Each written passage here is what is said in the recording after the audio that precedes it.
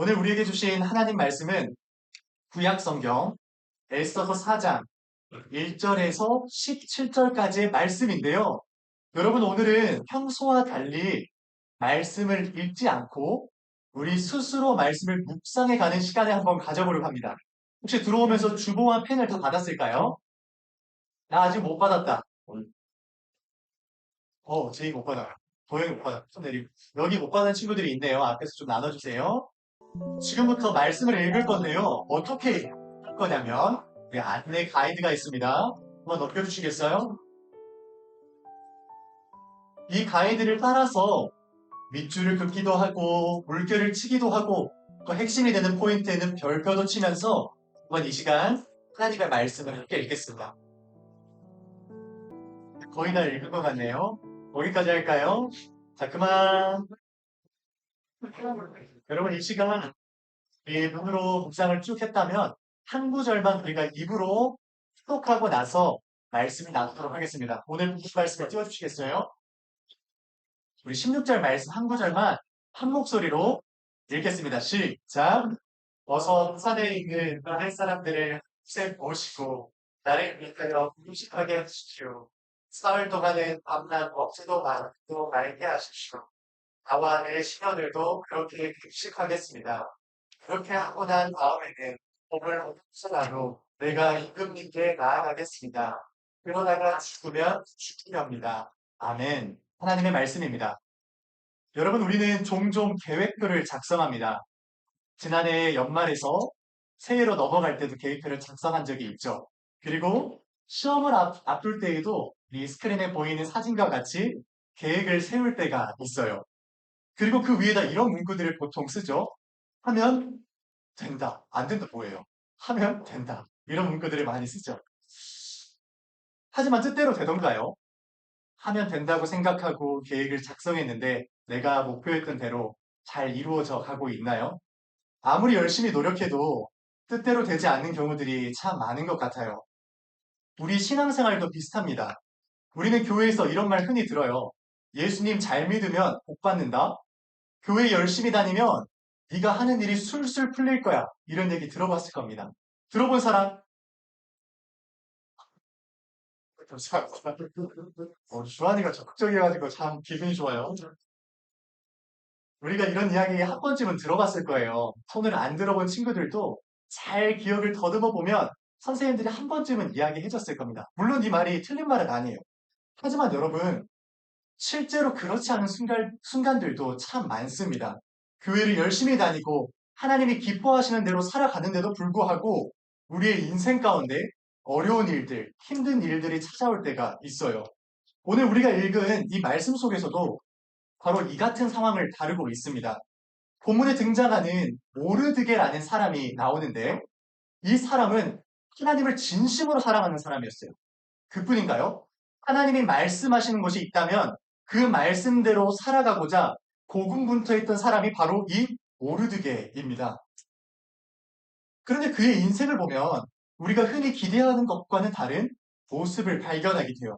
모르드게가 과연 어떤 일을 경험하였는지 또 그의 삶을 통해서 하나님은 우리에게 무엇을 말씀하시고 가르치고 계시는지 지금부터 함께 살펴보겠습니다. 오늘 본문에 등장하는 모르드게는 한번 페이지 넘겨주시겠어요? 여기 오른쪽에 보이는 남성인데 당시 페르시아 제국에 살고 있었던 유대인이었어요. 그 옆에 보면 한 여성이 앉아 있는데 이 여성이 에스더예요. 자신의 사촌 여동생인 에스더가 부모를 잃고 혼자 살아가게 되자 이 모르드게가 사랑으로 자기 자식처럼 돌보기 시작합니다. 참 따뜻한 사람이죠. 그리고 무엇보다 그는 하나님을 진심으로 신뢰하고 경외하는 사람이었어요. 이웃을 섬길 줄도 알고 하나님을 진심으로 사랑할 수 있는 사람이었던 거예요. 하나님 사랑, 이웃 사랑이 그의 마음 가운데 가득했던 거예요. 그런데 그런 그에게 극복하기 힘든 난관이 찾아와요. 그것은 하만이라는 사람이 이 모르드게를 미워하는 데서 시작돼요. 하만이 누굴까요? 이번 주에 에스더서를 읽은 친구는 바로 알 텐데 전사님 말씀 준비하면서 하만을 어떻게 설명하지? 모르드게를 어떻게 설명하지? 에스더를 어떻게 설명하지? 얼마나 고민했는지 몰라요. 그래서 오늘 조금 쉽게 이야기를 해볼게요. 하만이 누구냐면 하만은 왕의 신임을 받은 사람이었어요. 에스더서 3장 1절에서 2절 말씀을 우리 함께 읽어볼까요? 시작!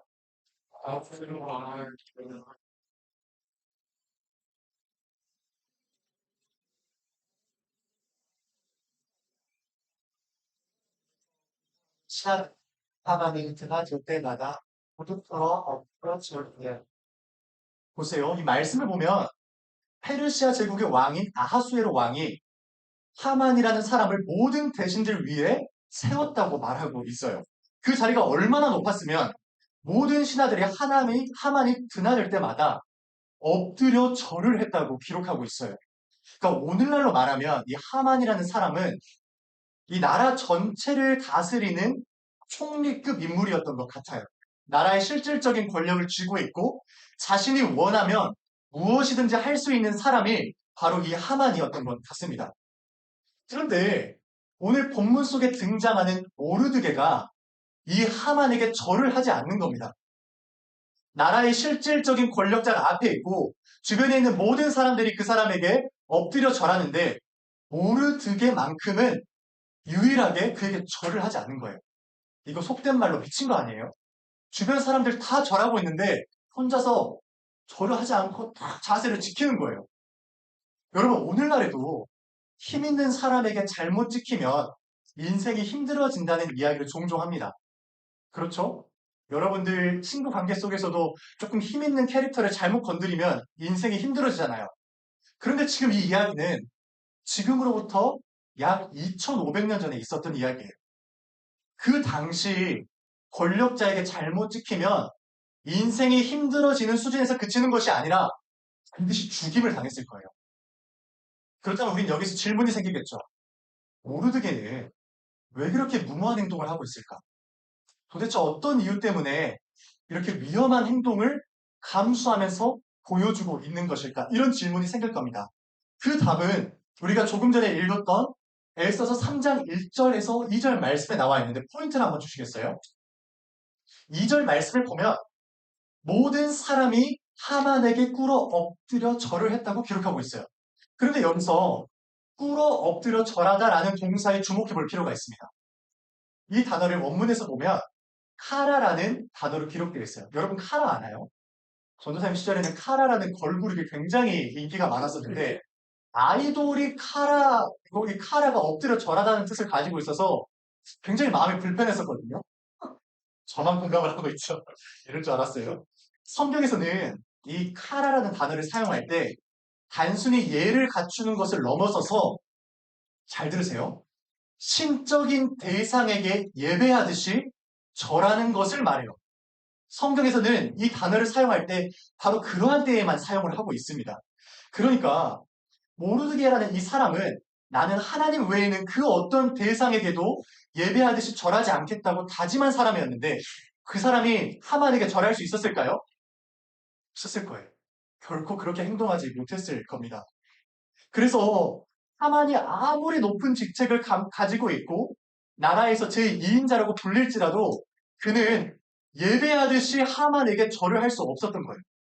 그런데 여기에 절하지 않은 이유가 한 가지 더 있습니다. 이 말씀을 계속 주목해서 보면 1절을 보면 하만을 어떻게 표현하냐면 밑줄 한번 쳐주시겠어요? 아각사람 하만 이렇게 수식하고 있어요. 여러분 여기서 아각사람이라는 표현은 정말 중요해요. 너무 중요해요. 왜냐하면 이 아각은 구약에서 아말렉이라는 족속과 연결되어 있기 때문이에요. 아말렉은 이스라엘 백성이 출애굽했을 때 가장 먼저 이스라엘을 공격한 족속이었어요. 그래서 하나님은 이 아말렉 민족에 대해서 반드시 대적하고 철저히 심판하겠다고 말씀하신 적도 있어요. 왜냐하면 이 아말렉이라는 족속이 이스라엘을 공격하는 것은 단순히 전쟁을 일으키는 것을 넘어서서 하나님을 대적하고 하나님이 세우신 민족을 멸하겠다는 의도를 가지고 있었기 때문이에요. 그래서 하나님께서는 이 아말렉 족속을 가만두지 않겠다고 말씀하신 적이 있는 거예요. 그런데 이 하만이라는 사람이 바로 이 아말렉 족속의 이 악한 백성의 자손이었던 겁니다. 모르드게는 이 사실을 알고 있었을 거예요. 하나님을 대적했고 하나님이 세우신 민족을 멸하려 했던 이 아각 사람의 자손 하만, 그 사람에게 나는 예배하듯이 절할 수 없겠다는 마음을 가지고 있었던 것 같습니다. 여러분 이제 모르드게가 왜 절하지 않았는지 좀 이해가 되나요? 전도사님 열변을 토하듯이 설명을 했잖아요. 이해되죠? 모르드게는 믿음이 실로 대단했던 사람이었어요. 아마 우리가 이런 상황에 처해 있었다면 모르드게와 같이 행동하기는 쉽지 않았을 겁니다. 분명한 것은 하나님께서 그 모르드게의 모습을 보셨을 것이고 그 모습을 기뻐 받으셨을 것이라는 사실이에요. 여러분 우리가 생각할 때 모르드게가 이 정도 신앙의 결단을 했고 하나님 앞에서 믿음을 지켜냈으면 하나님이 진짜 살아계시다면 복을 줘야겠죠. 축복을 줘야 될 것 같지 않아요? 그러나 성경은 우리에게 전혀 다른 현실을 말하고 있어요. 에스더서 3장 5절에서 6절 말씀을 우리 함께 읽어보겠습니다. 시작!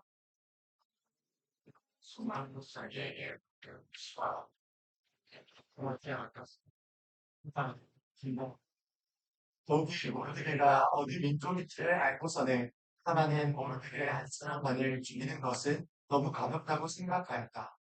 하만은 아하수에로가 다스리는 못 나라에서 모르드게와 같은 결의인 유다 사람들을 또 없앨 방법을 찾았다. 믿음을 지켜냈고 하나님 뜻대로 살아갔던 하만의 결과가 무엇이죠? 자기 생명뿐 아니라 자기와 같은 결의인, 같은 민족인 모든 백성이 지금 몰살당한 위기에 처해버리게 됩니다. 그의 용기와 믿음은 하나님으로부터 어떤 복을 주거나 축복을 경험하는 것이 아니라 오히려 더 큰 위기에 처하게 돼요. 여러분, 우리 인생 가운데서도 이런 상황들을 마주하게 돼요.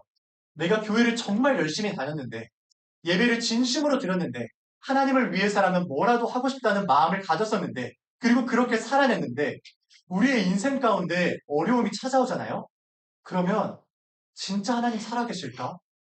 그런 마음도 들고 또 동시에 좌절감이 찾아올 것입니다.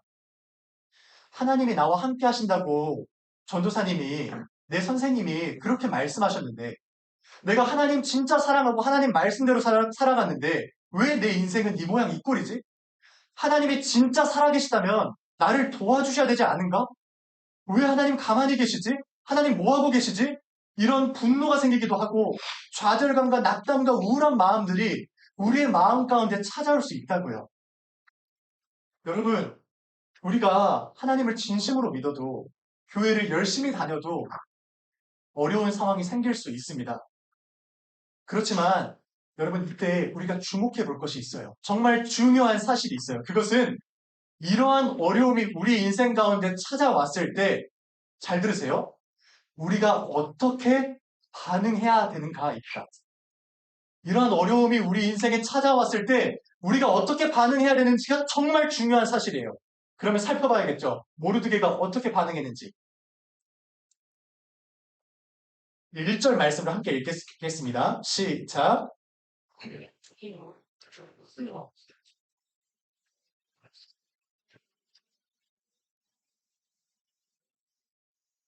보세요. 모르드게는 지금 위기 상황에 처했을 때 도망을 선택하거나 아니면 지금이라도 늦지 않았으니 하만에게 가서 절을 하는 행동을 취하지 않았어요. 그가 어려움이 찾아왔을 때 했던 것은 무엇이었냐면 바로 간절한 기도였어요. 자신의 어려운 상황과 고통을 하나님 앞에서 완전히 쏟아내기 시작했던 것이에요. 그랬더니 놀라운 일이 벌어져요. 그 기도가 혼자의 기도로 그치지 않고 공동체 전체로 확산되어 나가기 시작합니다. 이것이 여러분 기도의 능력이에요. 기도에는 힘이 있습니다. 이 사실은 성경에서만 일어나는 것이 아니라 우리가 지금까지 걸어왔던 역사 속에서도 하나님께 드리는 기도가 얼마나 위대하고 힘이 있는지 살펴볼 수가 있어요. 약 100여 년 전 우리 땅 조선에서도 보여주시겠어요? 이런 기도의 역사가 일어났어요. 평양 대부흥 운동, 그리고 최근 미국의 에즈베리 대학교에서도 몇몇의 학생으로 시작됐던 기도가 수주에 걸쳐서 멈춰지지가 않고 결국에는 몇천 명이 모이는 놀라운 역사가 불과 1, 2년 전에 일어났어요. 중요한 것은 하나님께서는 우리의 기도 소리를 들으시고 그 기도를 통해 놀라운 일을 이루어 가신다는 사실입니다. 그런데 오늘 본문을 보니 이 놀라운 기도의 역사 속에서 두려워하는 한 사람이 등장해요. 아주 떨고 있어요. 그 사람이 누굴까요? 너무나 놀랍게도 바로 에스더입니다.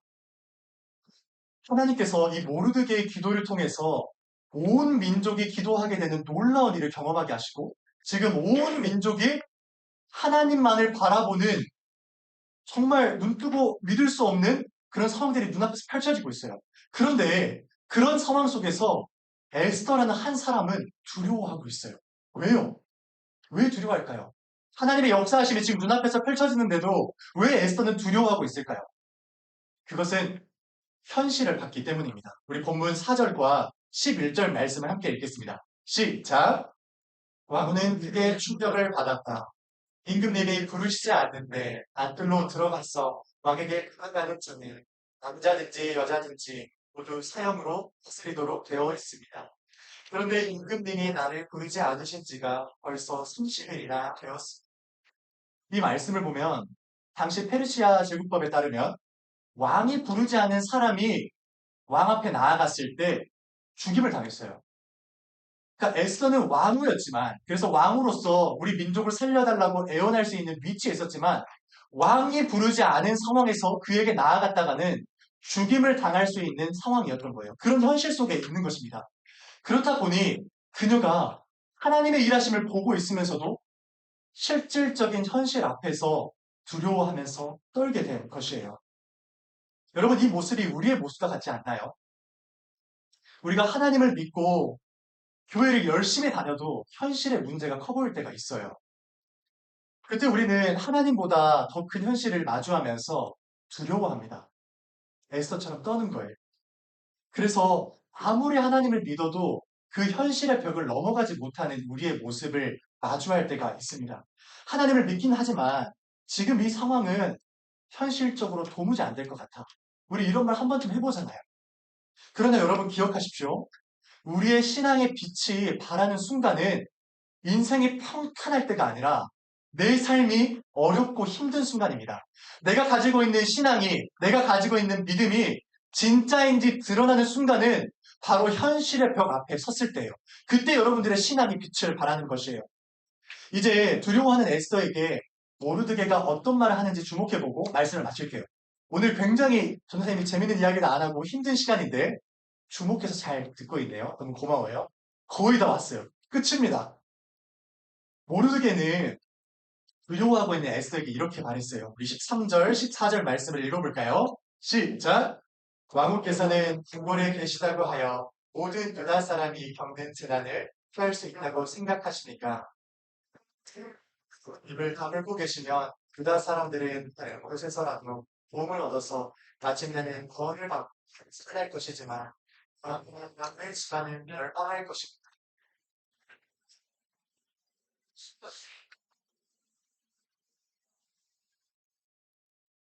이 말씀 속에는 두 가지 놀라운 믿음이 들어있어요.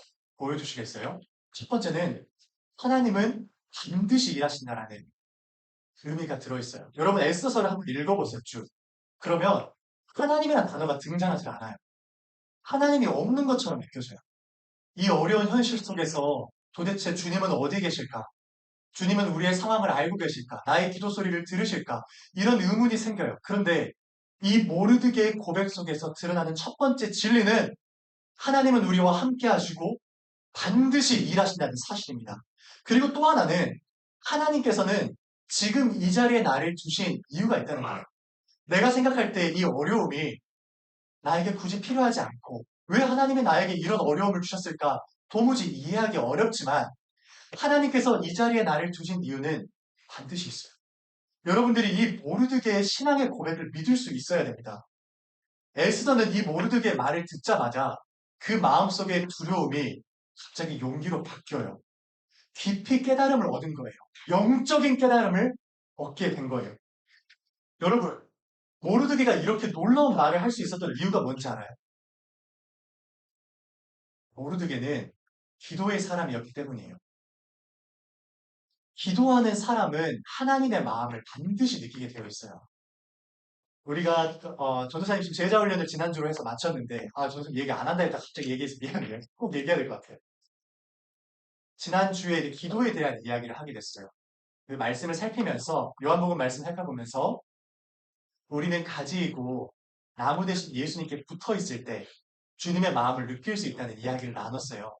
그때 한 친구가 중학교 1학년인 한 친구가 이런 얘기를 하는 거예요. 전도사님, 저는 그동안 기도가 소원을 비는 것 정도로 생각했어요. 그런데 오늘 말씀을 보니까 기도라는 것이 하나님께 붙어 있고 하나님의 마음을 느끼는 것이라는 것을 깨닫게 됐어요. 이런 이야기를 해주더라고요. 중학교 1학년이 그랬다니까요. 고등학교 1학년 친구들. 중학교 1학년이 그런 얘기를 했다니까요. 더 잘하고 있어요. 지금 부담을 느끼네. 여러분, 기도는 그런 거예요. 하나님의 마음을 느끼는 통로입니다. 우리가 기도하지 않으면 결코 하나님의 뜻을 알지 못해요. 여러분들이 전도사님 만날 때마다, 전도사님 신방할 때마다 이런 얘기 한 번씩 하잖아요. 주님이 저한테 어떤 마음을 가지고 계신지, 저에게 어떤 계획을 가지고 계신지 전도사님 모르겠어요! 이렇게 얘기하잖아요. 그래서 전도사님이 너 말씀 읽니? 아니요. 기도하니? 아니요. 그건 또 당당해요. 말씀과 기도 생활이 없이 어떻게 주님의 마음을 알아요? 큐티하고 기도할 때 조금씩 조금씩 우리가 주님께 나아갈 때 그때 주님의 마음을 느낄 수 있는 것이에요. 오늘 이 모르드게도 기도의 사람으로서 하나님 아버지께 나아갔더니 주님의 마음을 느끼게 되고 이처럼 위대한 말로 에스더를 설득할 수 있었던 것입니다. 이제 말씀을 정리하겠습니다. 여러분, 우리가 하나님을 전심으로 신뢰한다고 해서 교회를 열심히 다닌다고 해서 우리의 모든 일이 술술 풀리지는 않을 것입니다. 때로는 우리 인생 가운데 감당하기 어려운 어려움이 찾아오기도 할 것이에요. 하지만 그때 우리의 믿음이 진짜인지 아닌지 드러나는 순간임을 기억해야 돼요. 우리가 어려운 현실 앞에 섰을 때 가장 먼저 해야 되는 것은 바로 간절한 기도입니다. 하나님께 간절히 기도하면서 절박하게 부르짖으면서 그렇게 주님 앞에 나아가야 돼요. 오늘 본문 16절 말씀을 보면 이 기도의 능력을 통해 에스더가 어떻게 변했는지 한번 볼까요? 우리 시작하면서 읽었던 말씀인데 함께 읽겠습니다. 시작!